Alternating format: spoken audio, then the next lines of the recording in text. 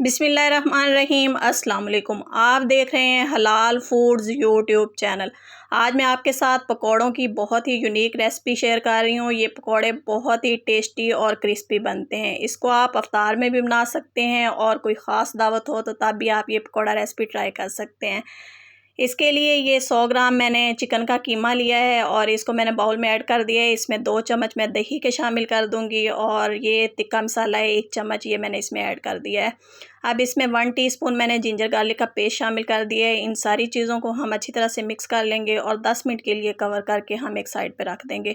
2 आलू medium size के मैंने लिए हैं और इनको अब मैं कद्दूकश कर लूँगी। कद्दूकश करने के बाद मैंने इनको ठंडे पानी से वॉश कर लिया है और ऐसे इनका पानी हम निचोड़ कर ये भी चिकन कीमा में हम शामिल कर देंगे।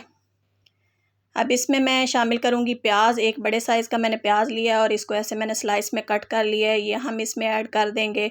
और फिर इसमें मैं एक शिमला मिर्च ऐसे काट कर डाल दूँगी।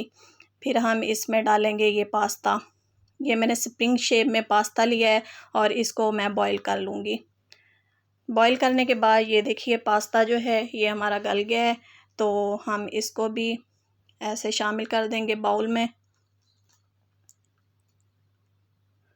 पास्ता ऐड करने के बाद अब हम इसमें शामिल करेंगे हरा धनिया और हरी मिर्चें। 1 कप मैंने हरा धनिया लिया है कटा हुआ, ये मैंने डाल दिया है और 4 हरी मिर्चें लेकर इनको भी मैंने काट लिया, ये मैंने ऐड कर दी हैं। अब इसमें हम टेस्ट के हिसाब से नमक शामिल कर देंगे और 1 चम्मच इसमें लाल मिर्चों का पाउडर मैंने शामिल कर दिया है। 1/4 स्पून हल्दी इसमें डाल दी है और ये है साबुत धनिया, ये 1 चम्मच मैंने इसमें डाल दिया है और ये आधी चम्मच मैंने साबुत ज़ीरा इसमें डाल दिया है। अब इसमें 1 चम्मच हम कॉर्नफ्लोर शामिल कर देंगे और 1 कप हम इसमें बेसन शामिल करेंगे। अगर हमें बेसन की ज़रूरत पड़ी तो हम थोड़ा सा और इसमें ऐड कर सकते हैं। अब ये 1 लीमू का रस हम इसमें शामिल करेंगे। अगर आप लीमू का रस शामिल नहीं करना चाहते तो आप इसमें 1 चम्मच जो है चाट मसाला ऐड कर सकते हैं।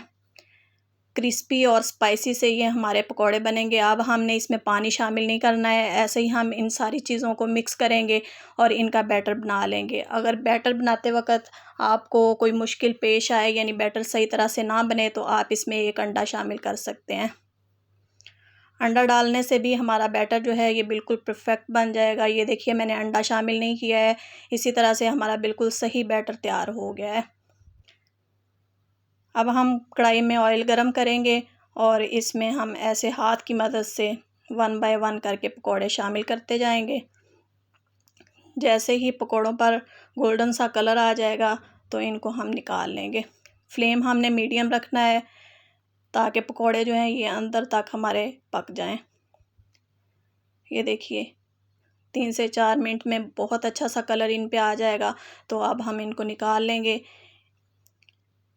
इनको देखकर आपको पता चल रहा होगा कि ये कितने क्रिस्पी और स्पाइसी से तैयार हुए हैं।